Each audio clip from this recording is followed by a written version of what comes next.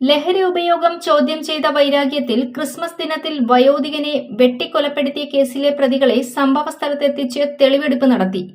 വർക്കല പോലീസിന്റെ കസ്റ്റഡിയിൽപ്പെട്ട പ്രതികളെ ഉച്ചയോടെയാണ് സംഭവസ്ഥലത്തെത്തിച്ച് പോലീസ് തെളിവെടുപ്പ് നടത്തിയത്. തെളിവെടുപ്പിൽ കൃത്യം നടത്തിയ യാതൊരു കൂസലും പ്രതികളിൽ ഇല്ലായിരുന്നു. വൻ പോലീസ് സന്നാഹത്തോടെയാണ് പ്രതികളെ സംഭവസ്ഥലത്തെത്തിച്ചത്. ക്രിസ്മസ് ദിനത്തിലാണ് പ്രതികൾ അരുംകൊല നടത്തിയത്. പ്രദേശത്തെ CPM നേതാവും പൊതുപ്രവർത്തകനുമായ ഷാജഹാൻ താഴെവെട്ടൂരിൽ നിരന്തരമായ ലഹരി ഉപയോഗം നടത്തുന്നതിനെ ചോദ്യം ചെയ്തിരുന്നു.